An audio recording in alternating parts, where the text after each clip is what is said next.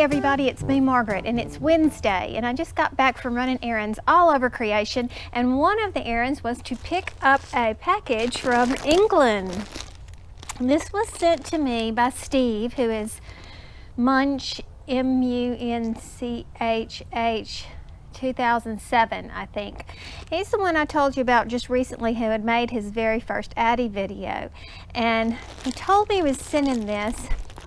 And this is a great way to send yarn packages, by the way. You're not paying for the weight of the boxes, and I just got through mailing 3 boxes, so it's kind of on my mind. Shipping can be very expensive. However, I'm scared to death that I'm going to cut something important, so I have to be very careful. So let us see what Steve sent. Okay. Now, he said he was going to send me some British yarn, which I've never seen. This is Jarrell Baby, J-A-R-O-L, which is, it says made for Woolcraft. So I don't know if that's the main brand. And it's an acrylic. It's a little bit heavier than your typical worsted weight. I would say it might, well, it's on the, you know how worsted is, that it's different. Sometimes you have a thinner worsted and a thicker worsted. This is a thicker worsted, probably called Aran in the UK. And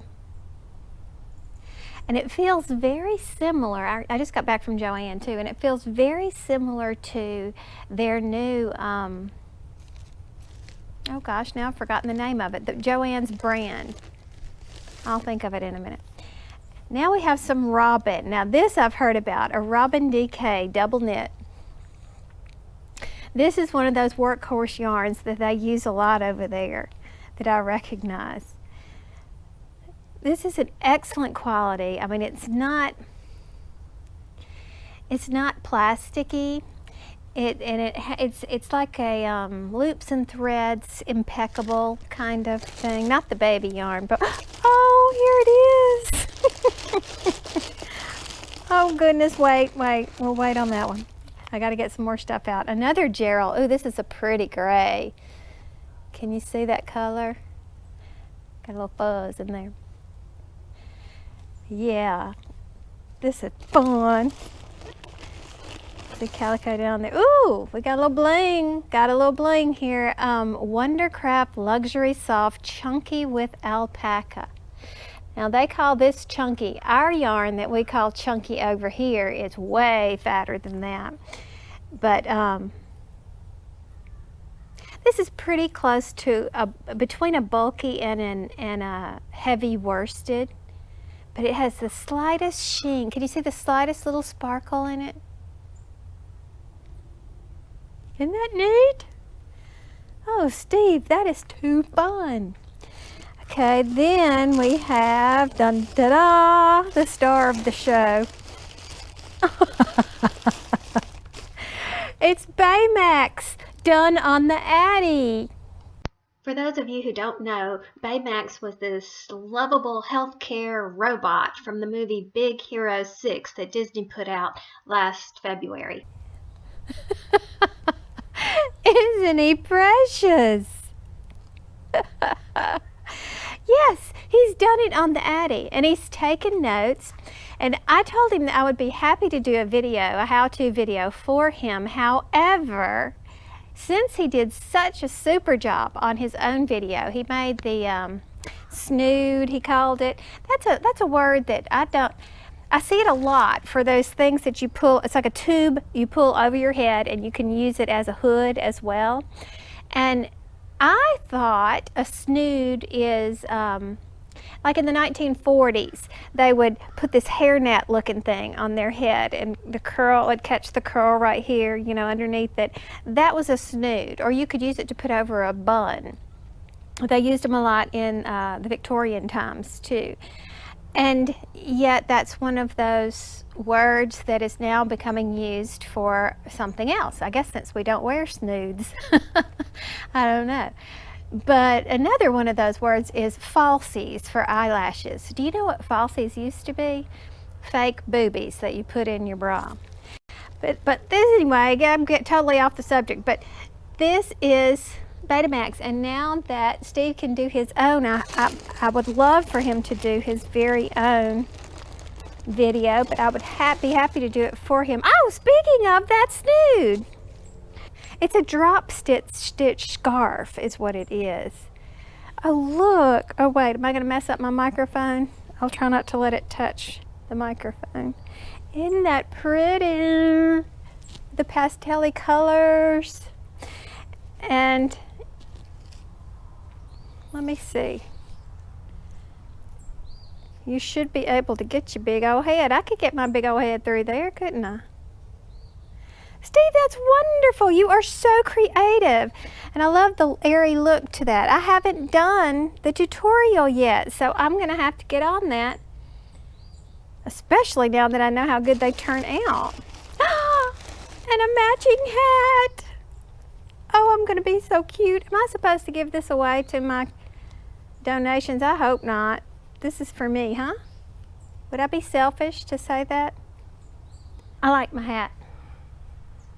That is so great. Oh, we have more. Oh, look. Oh, this is a big old giant skein for England. They usually don't do these great big ones from what I understand. And this is another one of those jarrals. I say jarral because it sounds like Carol. It's spelled like Carol. Okay, this is a fun one. This is a happy yarn, so we have to put this to good use. What fun! So, thank you, Steve.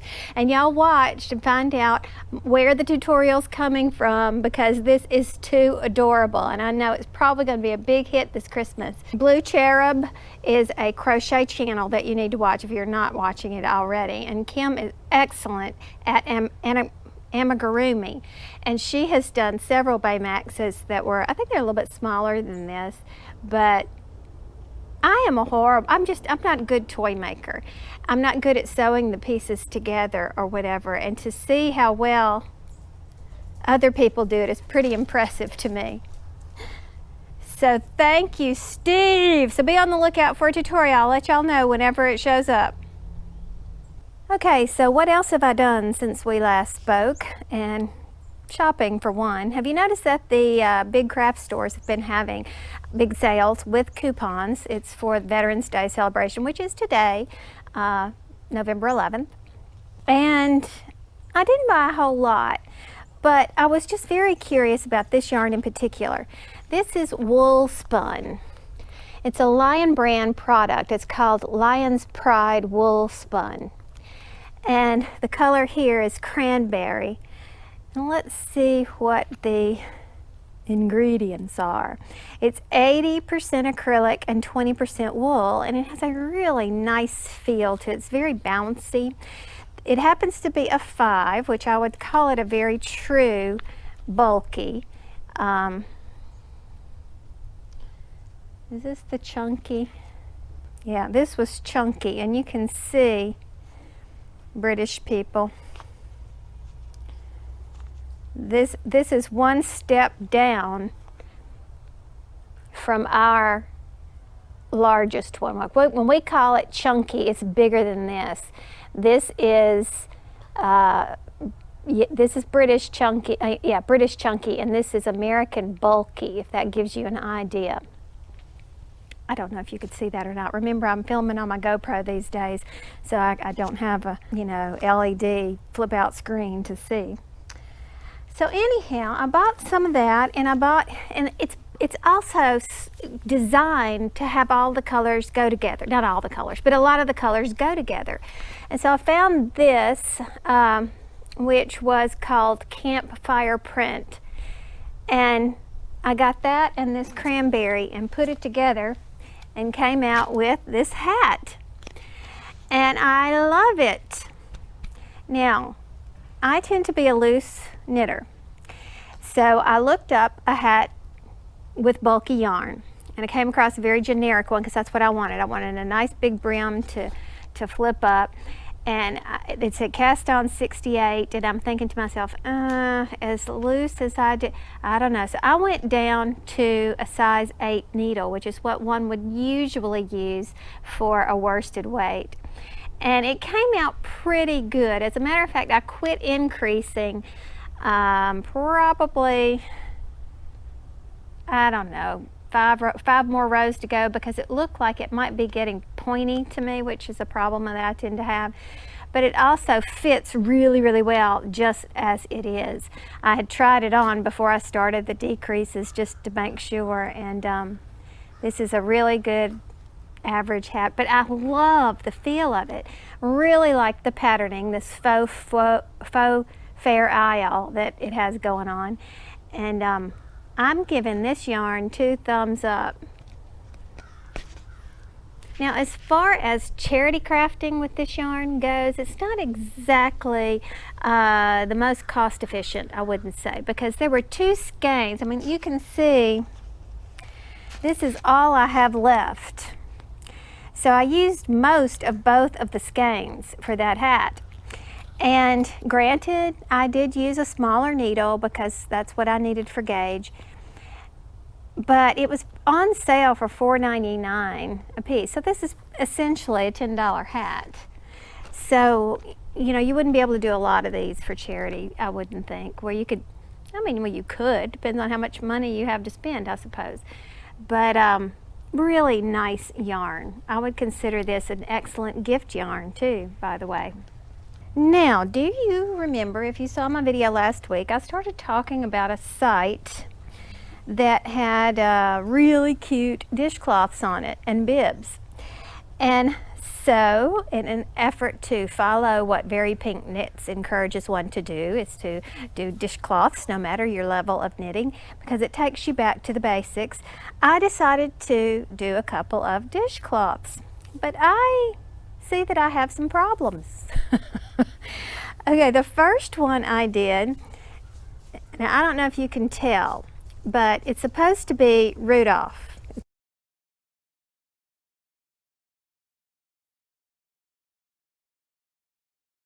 It's called Rudy. And it's from the link that I showed you before, which was, I forgot, I'll write it down somewhere in here. So wonderful little blog that has lots of great patterns of dishcloths and bibs and whatnot. I did wash and dry this and laid it out, so it looks like it might be, you know, blocked.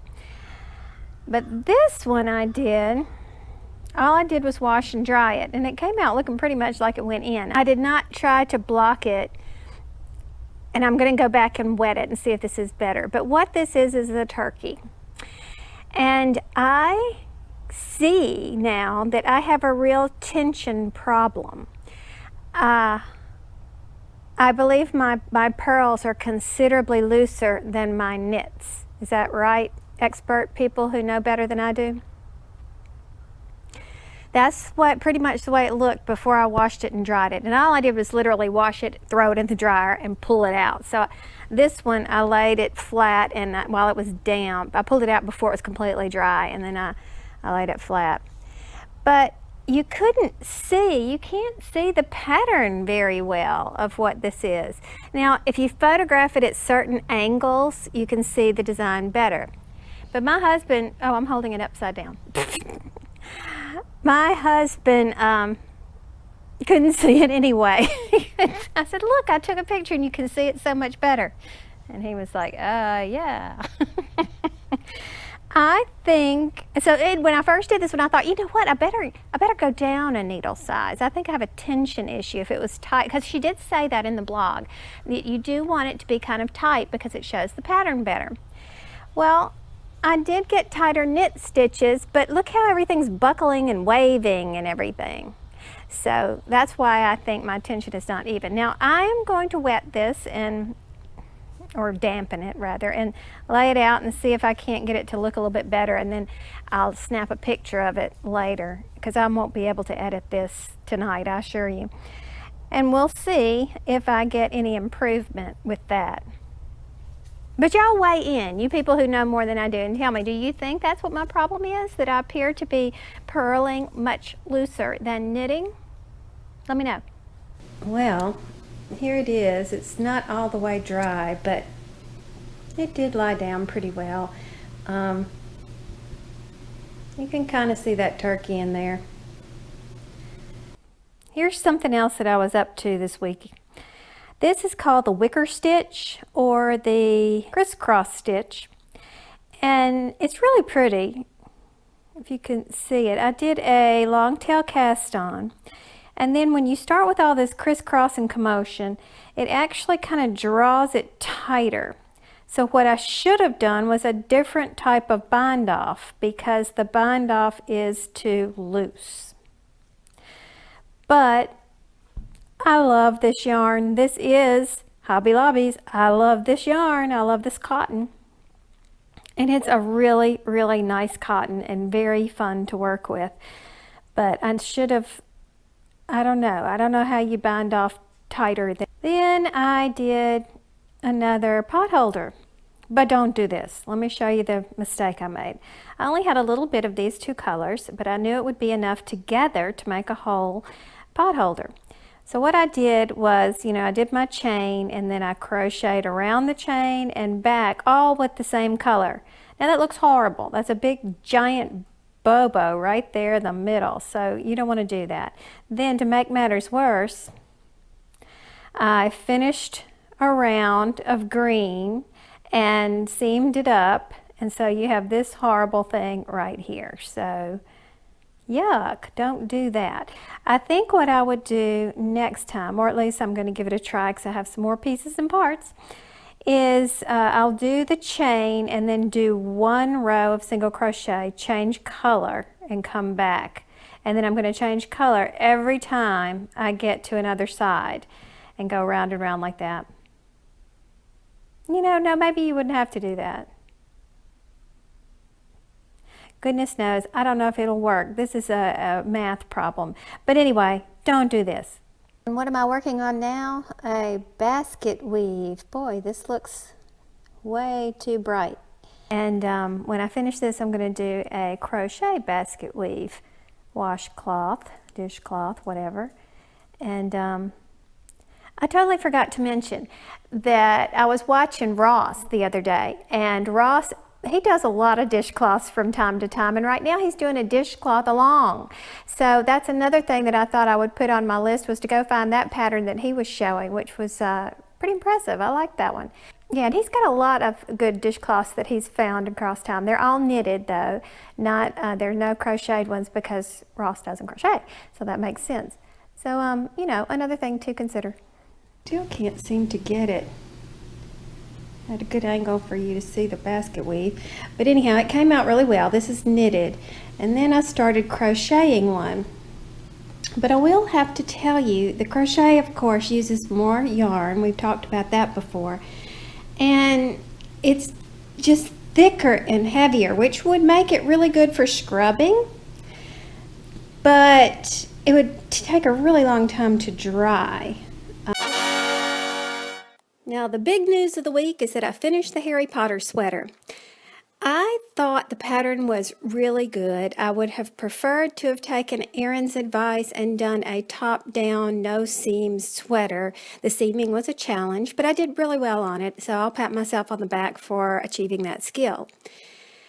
It is a great pattern without a whole lot of detail. I mean, I did have to look up a few things being a newbie to the sweater knitting, and yet I need to shout out that the sizing was really right on. Maggie is about 5'1", weighs about 105 pounds, and so I made her a child's large / adult small, and it fit exactly as something we might have bought off the rack.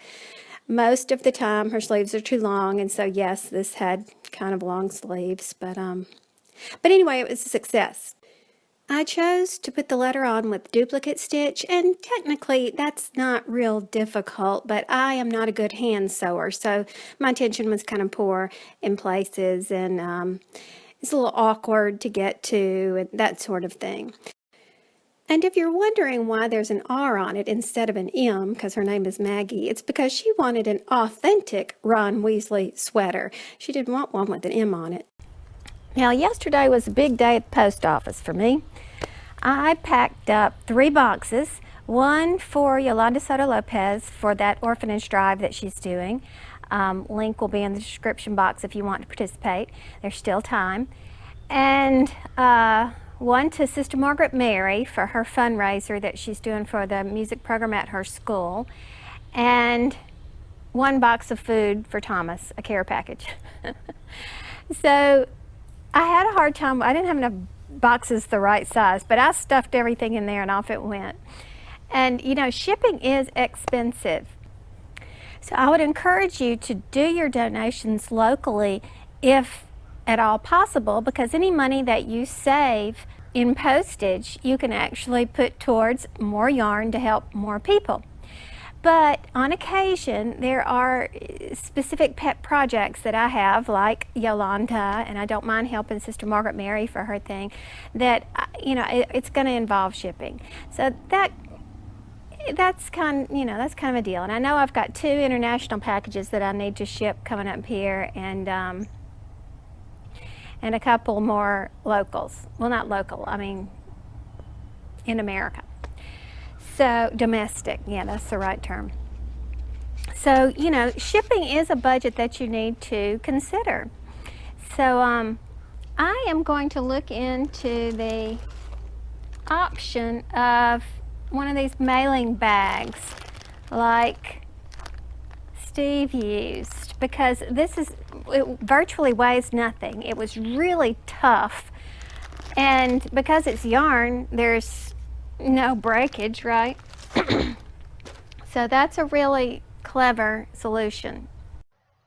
Last week I was talking about my prescription light-up glasses I got from Barnes & Noble, and I could not remember the name of the friend who had shared with me that the non-prescription glasses are available at AutoZone or a place like that. And it was Kara, Crafty Kara, on YouTube. But also, I got a comment from Rochelle from Queen's Yarn Boutique, who told me they are also available at Lowe's, or one of those home builders kind of place. So I thought y'all might want to have that little tidbit of information. For some reason, I tend to throw in totally random bits of information, so staying true to that, here's this. I was just making up some of my favorite sugar-free hot chocolate mix, and I was wondering if y'all knew this trick. I just learned it several years ago. But for most conventional blenders, this is an Oster, nothing fancy, your contraption on the bottom that usually goes like that will fit on a ball jar, whatever you call these things. And it works just fine. Hold your ears.